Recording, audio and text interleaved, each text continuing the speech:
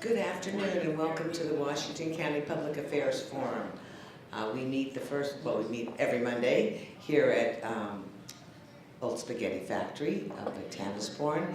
And today we have a program featuring Hillsboro School District, Beaverton School District, Tualatin Hills Park and Recreation Districts, security directors, superintendents of security. They each have individual titles, which we will get to in a minute. They will be talking today on what is being done now, how we as responsible communities keep our families and kids safe.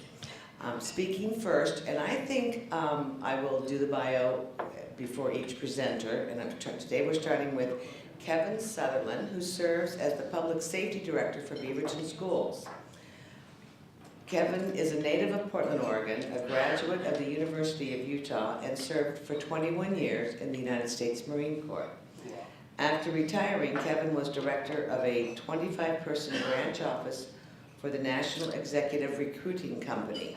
In 2003, he joined the Washington County Sheriff's Office, where he worked for 6 years, serving as a patrol deputy, school resource officer, and as a member of the hostage negotiations team.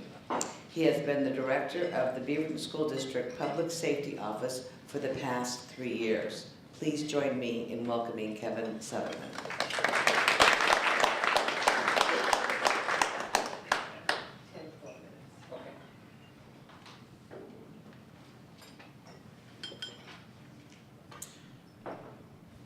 As I get started, I guess first and foremost, on behalf of Superintendent Jeff Rose, thank you for giving us the opportunity to speak today. I'm not quite sure that I'll get through a full 10 minutes, but I know that at the end when we get some good questions, hopefully we'll have some good answers. To give a basic overview, the Beaverton School District is the third largest school district in the state. We have approximately 40,000 students. We have approximately 3,000 to 5,000 employees. We have the largest school district owned bus fleet in the state of Oregon. We have approximately $1 billion worth of real property spread across the district. That's roughly 65 major facilities, 52 of which are schools.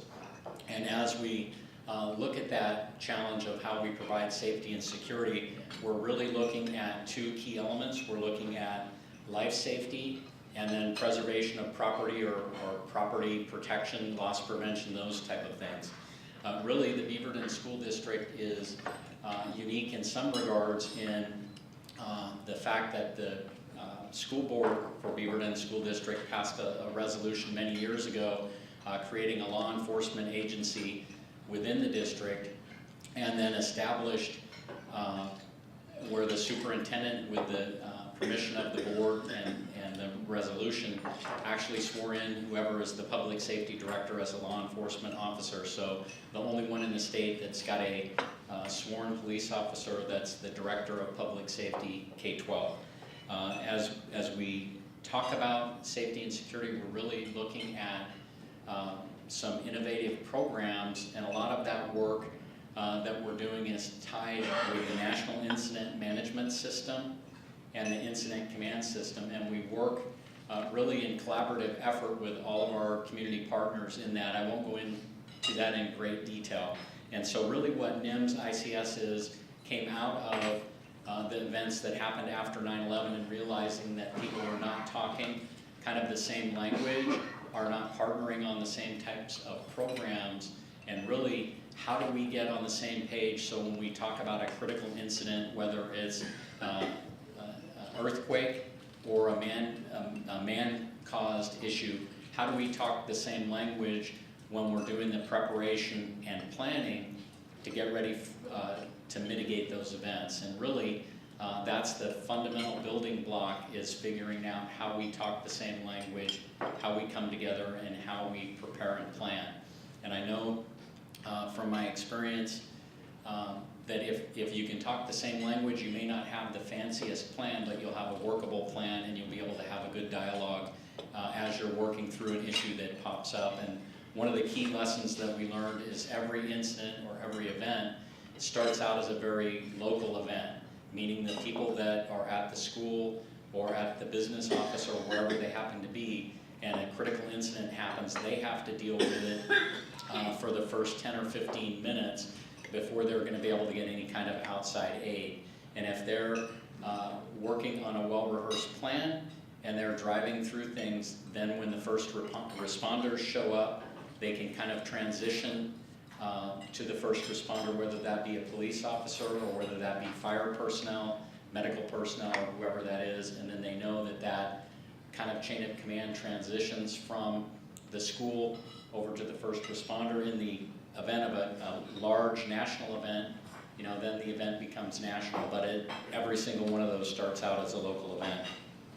Some of the programs that the Beaverton School District is working on in collaboration with our community partners, the Washington County Sheriff's Office, Beaverton Police, Tualatin Valley Fire and Rescue, are student threat assessment program. And I know with the recent incidents of shootings, just even within Oregon, mall shootings, movie theater shootings, street violence, whether or not that's going to be a school incident, kind of migrating from the fact that we talk about school shooters and we talk about active threats and we talk about how do we respond to that. Well, up front, we need to do a lot of work with the student threat assessment team, whether that's local to the school district or whether that encompasses our community partners. And what that is, that came out of the Columbine tragedy where the Secret Service and the FBI developed a process and protocol that we use when people make specific targeted threats. How do we layer in intervention, prevention, because we would much rather interrupt, prevent, and get away from any kind of act of violence than responding to it. And the first responders train very diligently, as do the schools, in doing drills and responding to something. We're trying to interrupt it early on. If we do have an incident, we collaboratively across the county have developed a tragedy response team based on a community mental health model, and we did get a community mental health integration grant that went a long way to helping us form that tragedy response team. We're doing a lot of work with, again, Washington County Mental Health in suicide prevention intervention, and really pushing that program out to the schools. So if we have people that are feeling disenfranchised or feeling like self-harm, that we can interrupt that and hopefully save someone. And that ties back in with the student threat assessment program and tragedy response. So we're really trying to integrate all of our programs and philosophies. And I touched a little bit on partnerships, and I know Casey and Mike will touch on that a little bit more. Then moving over to protecting buildings, you know, we're doing a lot of work with Tualatin Valley Fire and Rescue. It's written into Oregon Revised Statute, the frequency that we have to do fire drills and training. And really, I think that Chief Dyke, Tualatin Valley Fire and Rescue, is really integrating with the Sheriff's Office and the Beaverton Police for more analysis of multi-hazard threats that face the school district and how we prepare ahead of time to respond to that. And then we also work in close collaboration with WACA, the dispatch agency, on things as simple as common terminology, and that ties back into the first point that I made about NIMS and ICS. So again, kind of going back to the start, talking a little bit about common language, NIMS, ICS, and I know that we'll talk about some individual programs and processes for doing drills and things like that as we move through the program today. We talked about the 3 programs: student threat assessment, tragedy response, suicide prevention and intervention, and we talked about partnerships. So that gives kind of an overview of where we are now. Where are we going in the future? In the month of April, we're going to send a team back to Emmitsburg, Maryland, for the National Fire Institute for Emergency Management for schools, multi-hazard threats. I know that other community partners have gone and done that, so we're getting up on that step and getting prepared and continuing to analyze those events that happen in the community and try and integrate them in what we're doing. So with that, I think that concludes my comments for right now, and then I'll be back for the question and answer. Thank you.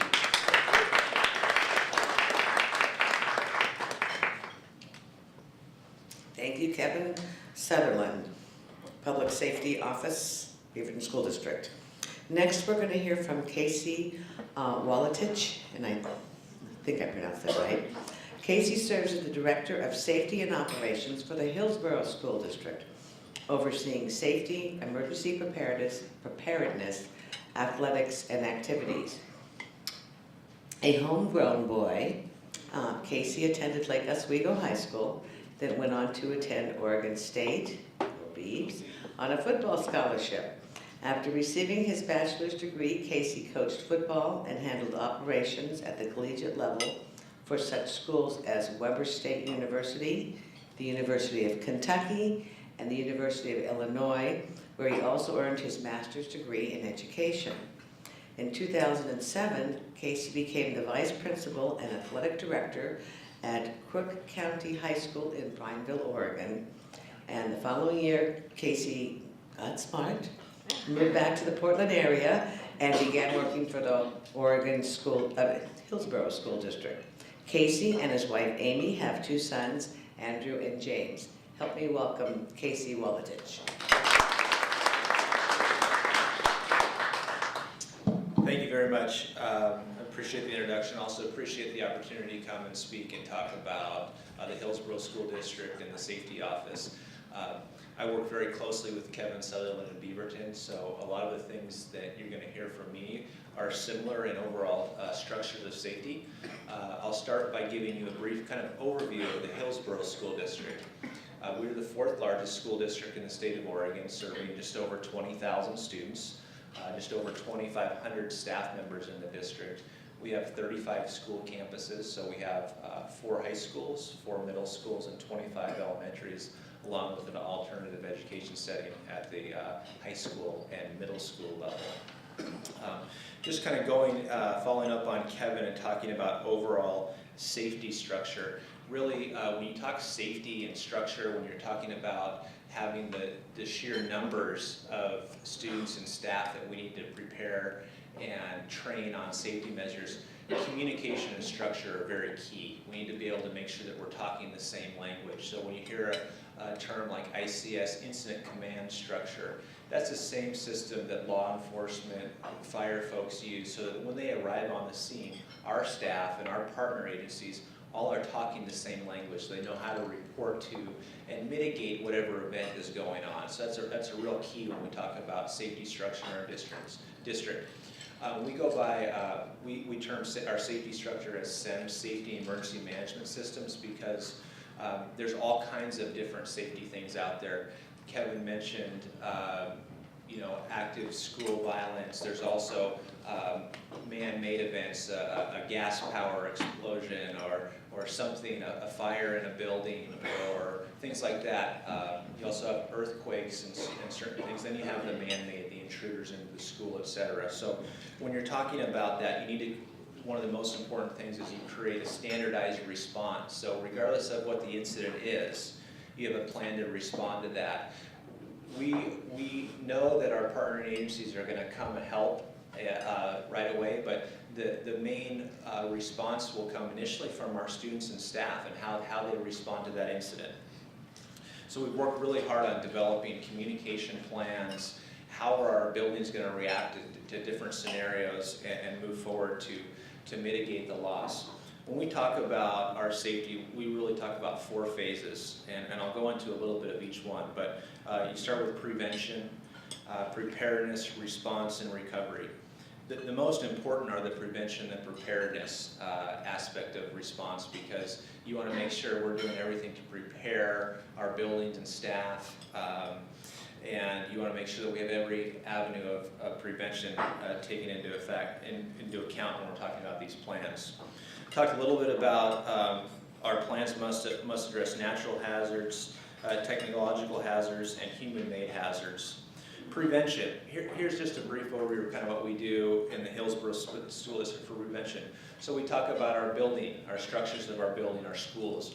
We need to make sure that all those aspects of those buildings are safe. So everything from fire sprinklers to construction to how the grounds are with fencing, camera systems, etc. We talk about our school resource officers. We have 7 full-time Hillsboro Police Department school resource officers that are in our buildings every day, assigned to different schools, all the way from the high school, middle school, and elementary. So they're sworn police officers, they're in uniform, armed in our buildings, and they help the schools deal with safety issues as they take place. Also, we have a partnership with our sheriff's office because not all of our schools are located within the city of Hillsboro. So we have Washington County. We also have partners at North Plains, for example, has their own police department. Cornelius Police has their own, and they're all very important to the overall safety of our school building. Partnerships, we work most directly with Hillsboro Police in safety and security just because they serve the most numbers in our schools, but also with the Sheriff's Office, with the Fire Department. We also belong to the Safe Schools Committee of Washington County, which is an avenue for all the school districts and all the partnering agencies. We meet and talk about school safety and things that we're doing individually in districts, how we can improve our specific plans. That's really the highlights of prevention. When we get into preparedness, you kind of get, that's kind of the nuts and bolts of everything. Training. So training is a big reason for us to be safe. It doesn't necessarily matter what I know when it comes to school safety and how I would respond, because it's all about the students and the staff. When you're talking about training them, how to respond, drills, so we do fire drills in all of our buildings every month. We do containment drills, how to secure all of our buildings, how to shelter in place if there was, for instance, I never thought I'd be talking about this, but a tornado. We had one down in Almsville, we could have one here in Hillsboro. So we've had to incorporate some of that kind of stuff. We've done a lot of drills lately in partnership with our police department. We did actually a year ago out of South Meadows, we did a fully integrated active threat scenario at South Meadows where police came in and did a full-scale drill and incorporated fire and emergency EMS into the scene to see how we could respond and go through those scenarios. More of those scenarios that we're seeing more every day in the United States. One of the things that we really do well, I think, is we've established these procedures, and we have all of our schools and buildings have emergency procedures and emergency response plans, flip charts of how every incident you can imagine we need to respond. There's one in here if we had a volcanic ash event, for example. Not that I would say that our staff know exactly, could name that, but they have the reference on how to respond to those kinds of things. We also talk about a lot of our what we call tabletop scenarios. So give them, here's a scenario that could happen in Hillsboro. We have an earthquake that comes. How are we going to respond, and how are our students going to respond? Making sure that we've done everything we can do to respond to incidents as we go through.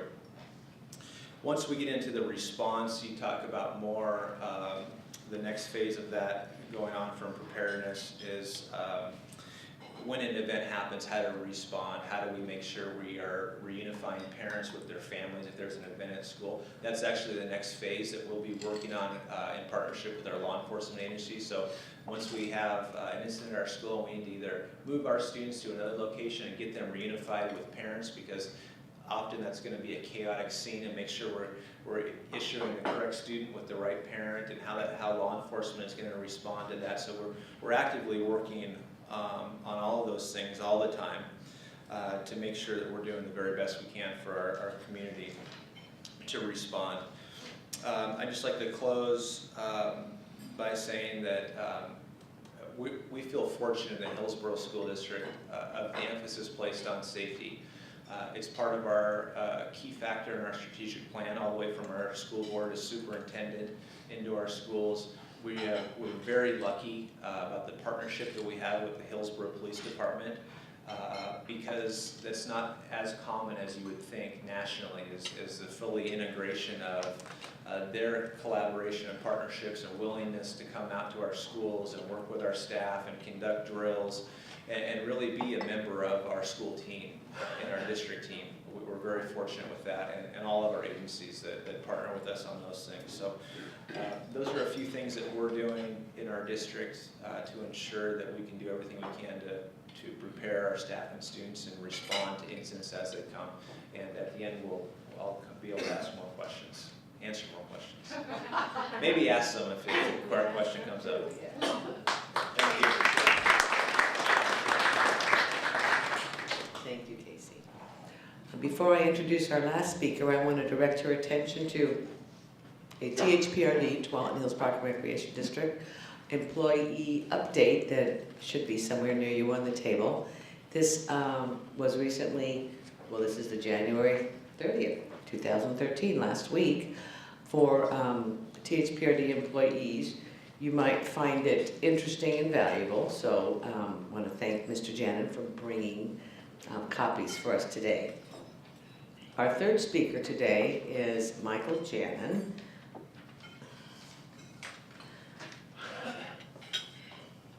I'm so sorry, who has worked for the Tualatin Hills Park and Recreation District since 2007 as the Superintendent of Security Operations.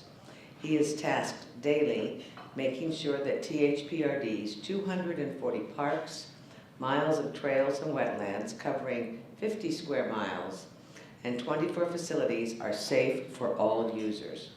Prior to beginning his second career with THPRD, Mike was a Beaverton police officer for 30 years, his last 10 as a sergeant responsible for training and hiring division. Throughout his law enforcement career, Mike has instructed defense tactics and use of force and weapons training seminars for police officers nationally and internationally. He is still retained in the Oregon courts as an expert witness on police use of force and training programs designed for police officers, and has been retained in the past by authorities in California as well as Washington. Did you bring your book with you? I brought my book. Okay, good. Well, hold it up for me. Mike wrote THPRD's current emergency response and shelter-in-place protocols based on his years of training and first-hand experience responding to critical incidents, as well as training from Homeland Security. He has been sharing this knowledge recently with other park departments in Oregon and throughout the Northwest. Let's welcome Mr. Jannin.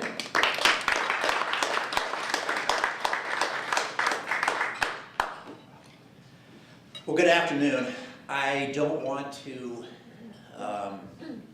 continue or just copy what Kevin and Casey have said, but yes, there is some duplication, because Casey made it very important, as well as Kevin.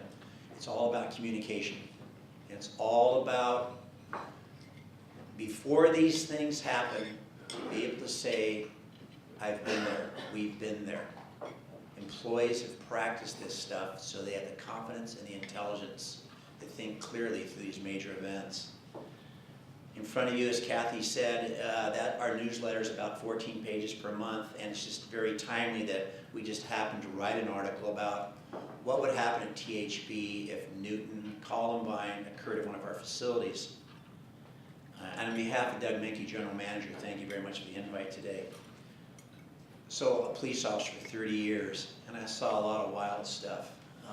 For 10 years, I led an 85-man, female and male team that we responded for 10 years whenever the presidents would come to downtown Portland. It was my team on the front line.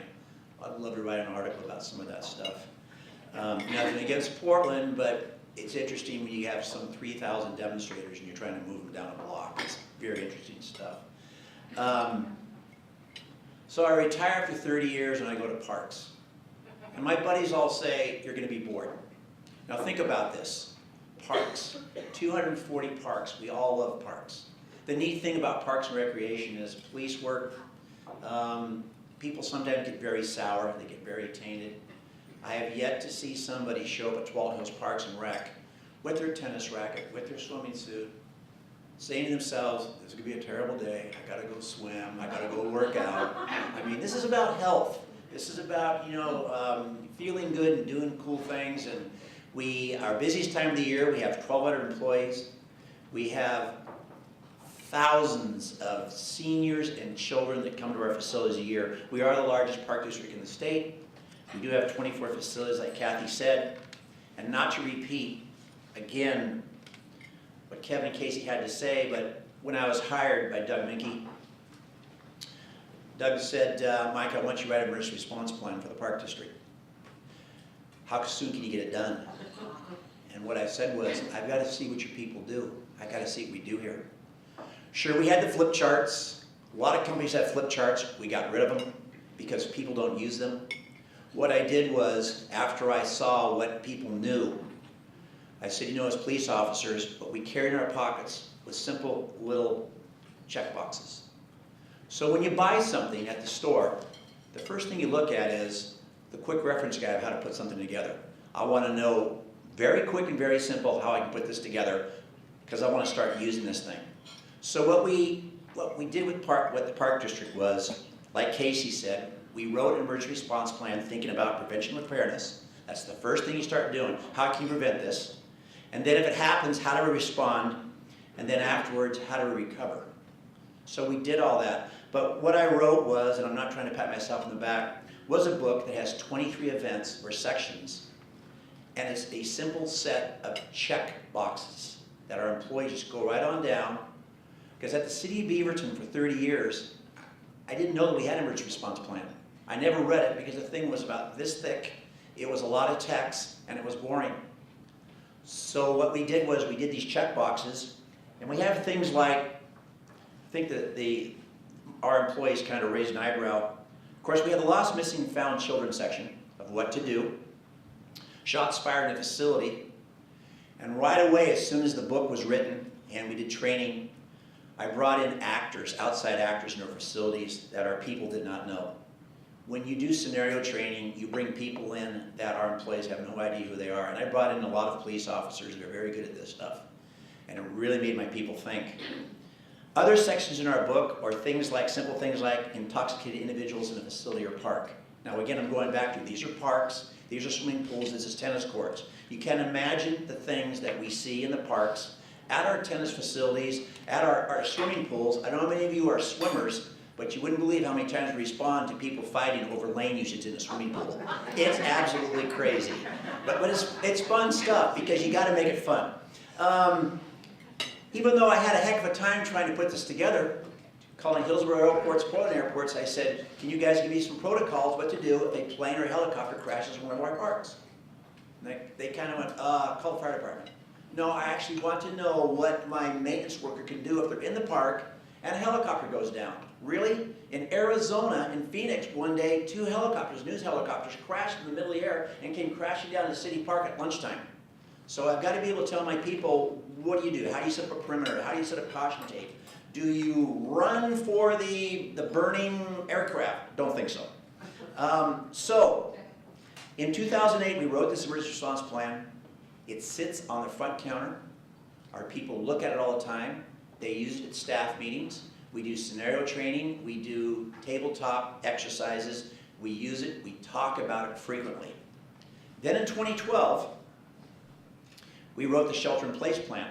And the shelter-in-place plan shows our employees how to organize, about a 7-man team, that if they have to hunker down. Let me back up for a bit. In the Pacific Northwest, this is very difficult for you to think about. I did ask my buddy Kevin. I said, Kevin, if you had to shelter in place at Westview High School, where would the kids go? And I'm not trying to beat up on Kevin. I said, well, we'd send them home. Right, Kevin? I said, no, they have to stay overnight. Well, Kevin's thinking, he said, I'll work with you, Mike, but I call a lot of school districts and they go, we've never thought about it. What would you do with your kids? And then if it's a chemical spill outside, how do you take them in a specific room that you can seal that room off so they're not exposed to chemicals? So we wrote a plan. Intel has a very good plan, but they don't talk about children in it. So we had to talk about kids, we had to talk about seniors, like at Stir Center. So we wrote a shelter-in-place plan, and then again, we practice it. We actually put the employees in 7-person teams and actually have them work through a scenario as to what they're going to do and how to practice that. Job descriptions of the shelter-in-place plan is one person becomes the team leader, another person conducts the building search, you have first aid teams, you have a communications officer, and you run these scenarios believing that you're going to have to shelter in place for up to 72 hours. So for our children, for our patrons, we're prepared. We've had designated rooms to take them into shelter areas to keep them safe until law enforcement or fire department tells us it's safe to come out. Cameras. I am not a big fan of cameras on the outside of buildings. As a police officer, the only time that we were really able to use cameras in the field was people that went to bank machines to where you have a good image of their face. And usually what happened was, with cameras, you would circulate this photo amongst the law enforcement community, and some probation officers say, oh yeah, I know the guy. And that's how you detect these. So everybody wants to know, how come you don't have cameras in your parking lots? How come you don't have cameras out in your wetlands? We put cameras now, we've got them in all of our facilities. They watch hallways, exits, and entries. And the key thing about our camera systems are there's a flat screen monitor at a reception counter. The reception counter is always manned by an individual that are watching these cameras while the facility is open. If they see something on the cameras on a certain floor or off in a gym facility, they then alert other staff who immediately go to that issue, and like the emergency response plan manual says, they take care of it right then and there.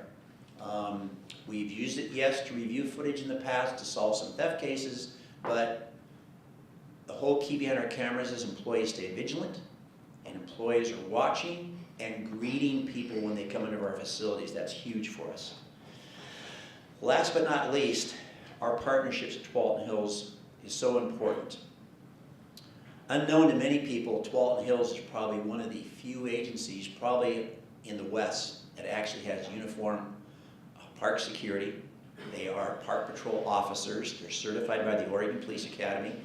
They are in uniforms. They have marked patrol vehicles, and currently this time of the year we patrol from 9 to 10:30 p.m. at night.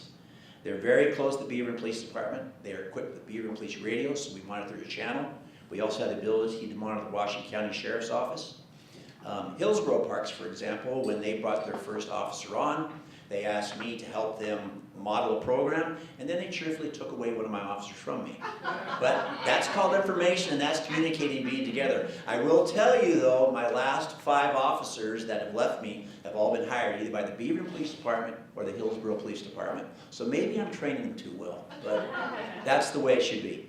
To show you how close we are to local law enforcement, the Beaverton Police Department was just looking for a satellite station in this area of town.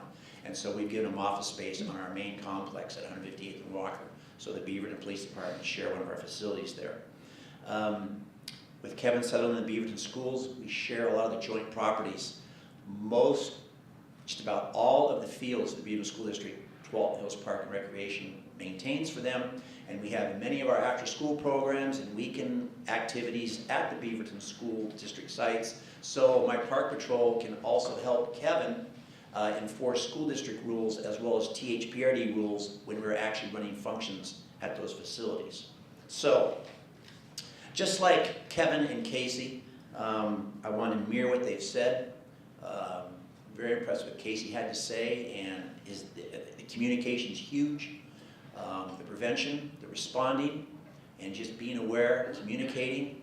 I spend a lot of time weekly with Kevin, talking, and the minute something goes down in this county, at least at the Beaverton end, I'm sure Hillsboro's the same, we're all on the phones, we're all working together, we're communicating, and we resolve these issues as quick as we can to make sure that the schools and the parks are safe for users, from the seniors all the way down to the littlest kids. So thank you very much for the opportunity to speak today, and please continue to support THPRD. Thank you very much.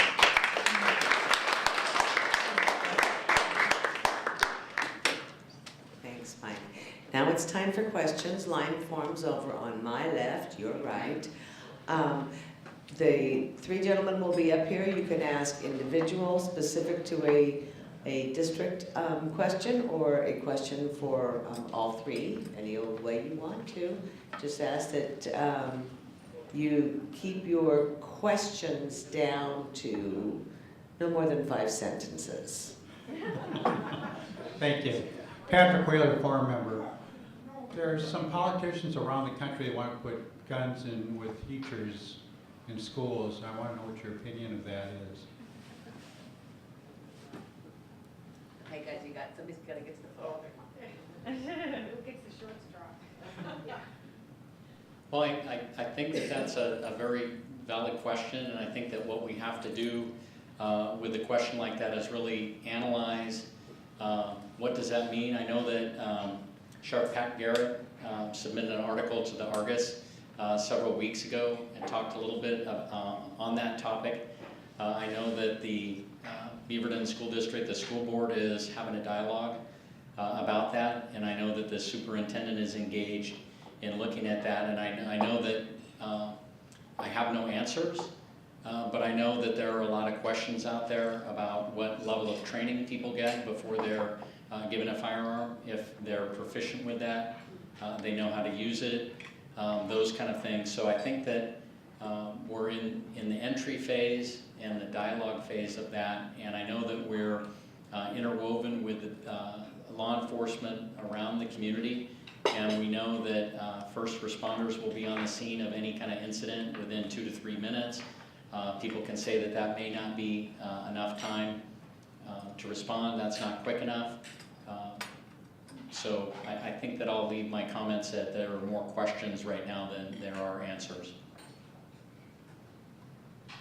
And I would echo a lot of Kevin's comments. You know, right now it's all about fact-finding and determining what legislators have to say about that. I mean, I would obviously encourage you guys, if you're passionate about that, to contact your legislator, how that's going to look, what legally is going to be said, but some of the same questions about the level of training. And you know, we currently do have armed police officers in our schools regularly all the time. So again, fact-finding right now, similar as Kevin, and just there needs to be a lot more questions answered on that topic. I am Lady Nuff. I'm a member. I worked for years on courthouse security committee and law office security because that's what I do. But one of our biggest problems in Hillsboro at the time I was involved was getting our hands or borrowing a bomb dog that could clear a building so much faster than the police. As I recall, we had to get one from the Portland Airport and the National Guard. But even waiting for that puppy to come, he could clear our courthouse in about 4 minutes, where it took a group of guys to 3 or 4 hours. Do we have better access in Washington County now?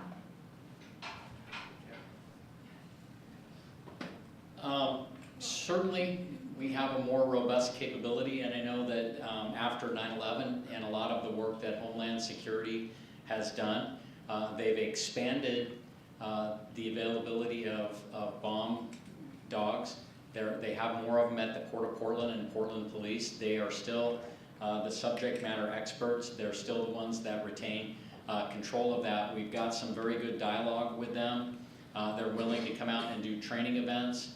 They have a much larger capacity with the bomb sniffing dogs than they've had in the past. So I think their availability to come out would be much shortened, but the amount of time it takes to train, keep a dog up and operational, I think across the Portland metro area, the decision has made that that remains with Portland Police, Port of Portland, and cooperative memorandums of understanding that they would deploy the dog based on a need. I know we've had conversations within the Safe Schools of Washington County Committee about that and about bringing the dogs out to do some training. I know that just recently, in collaboration with Tualatin Hills Park and Rec and the Hillsboro School District, we actually had a planning for school bombing incidents classes taught by the Department of Homeland Security.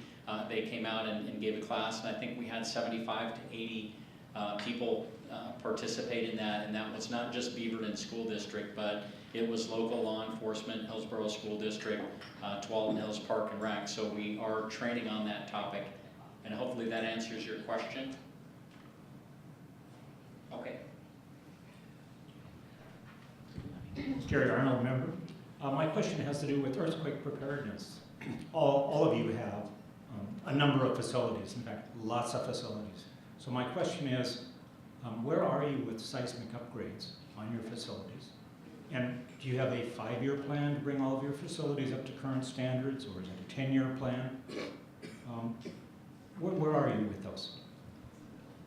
I'll take I'll take a quick shot. I wish I had some more details, because a lot of that goes to our facilities department and building departments, but we have been the recipient of several grants over the last few years to conduct seismic upgrades at the majority of our older schools.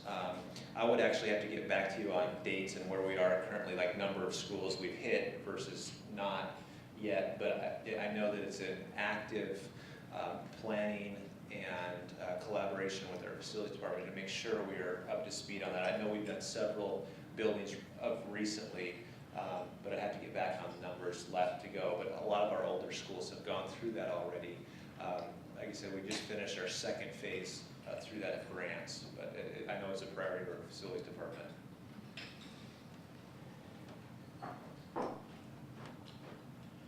Well, thank you for the passing the bond measure by the citizens of Washington County Metropolitan Hills Park and Rec. Thank you very much. Recently, with the upgraded Conestoga Rec, we brought it all up to current seismic standards. We just did an addition to Elsie Store Senior Center. We just took care of all the seismic upgrades to that building.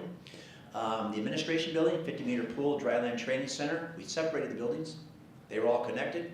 So it was shake, rattle, and roll. They would all shook together. So what we did was we came in with a company and did all the seismic upgrades for those three buildings, admin, 50-meter, and the dryland training center. Sunset Pool was a complete brand new remodel. All the seismic upgrades were done at that pool. Aloha Pool is getting done as we speak. So the master plan for the Tualatin Hills Park and Rec, as we look at our buildings and remodels, Cedar Hills Rec, Garden Home Rec, we are doing what is required by the federal government and standards to bring them all up to seismic upgrades. Thank you for your questions.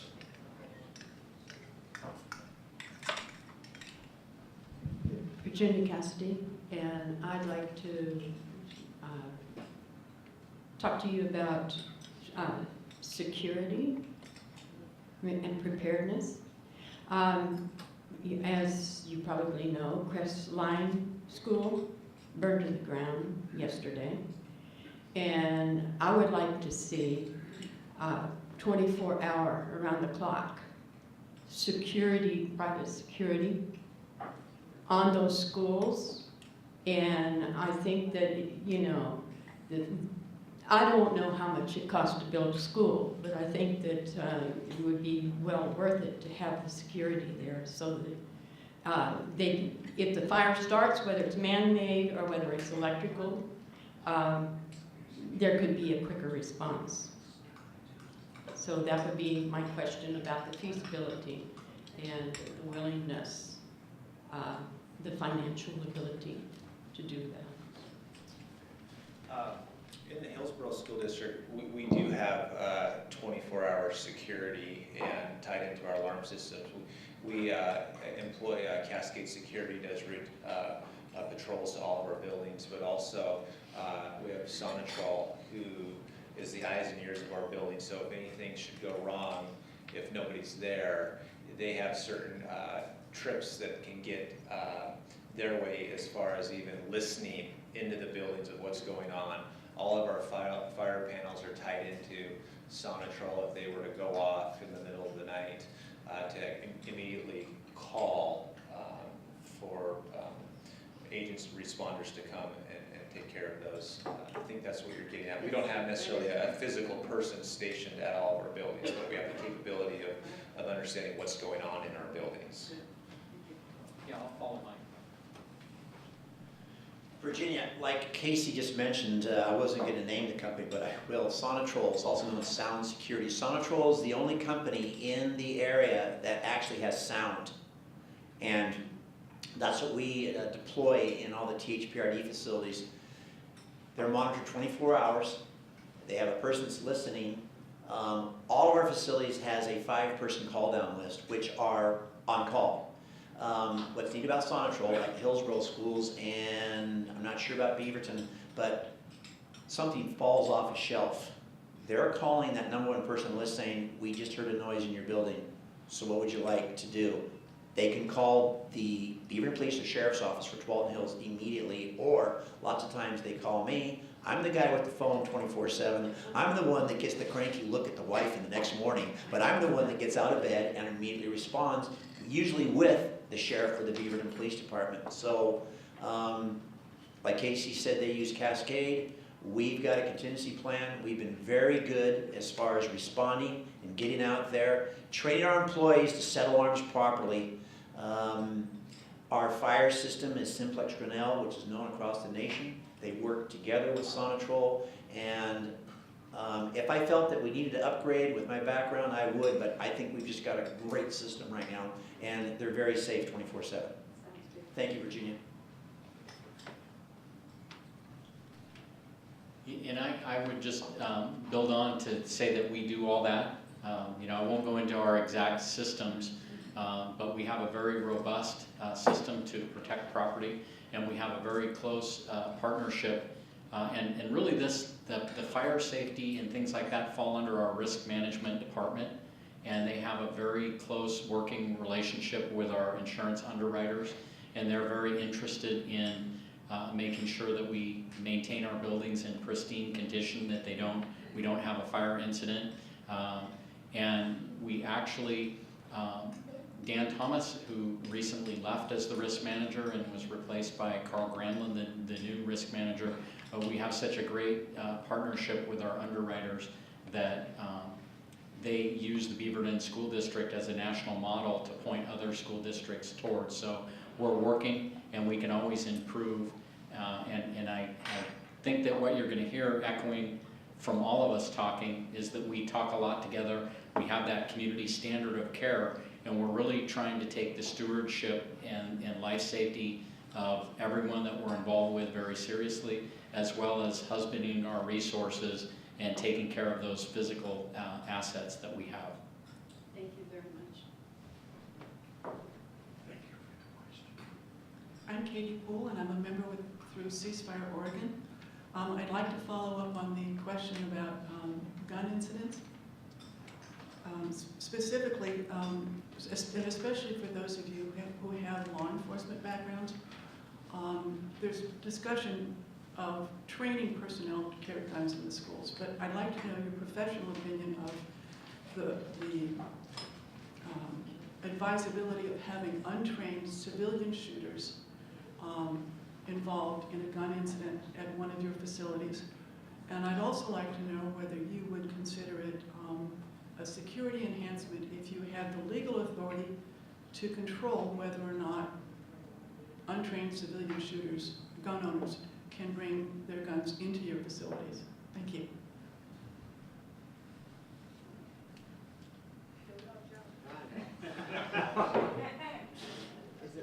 Well, I wasn't necessarily counting, but was that more than 5 sentences?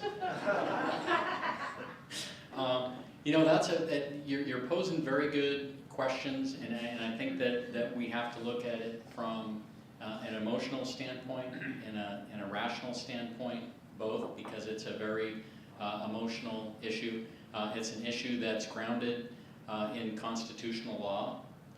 It's an issue that's grounded further in the way that Oregon is set up, that really it's the sheriff of each county that's got control over concealed carry and handguns.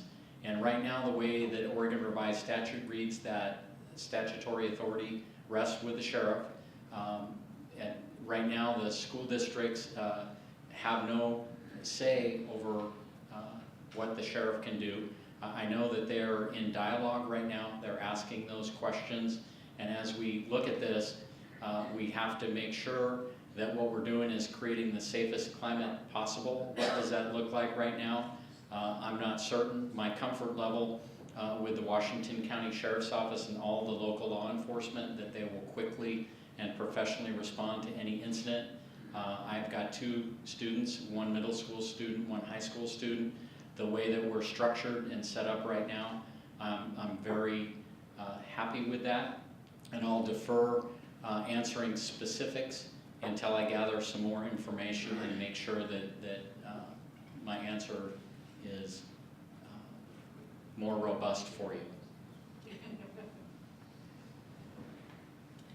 And from my perspective, I don't have a law enforcement background like that. There are 2 speakers, but obviously, want to create the safest environment possible in our schools, and with that, when you're talking about firearms, does come with training and appropriateness, but we really are at the hands of the constitutional rights and what the legislature says, and we'll follow along with that dialogue. But again, I don't have a lot of the specifics on how that would look or what that would look like to invite that into our schools, et cetera.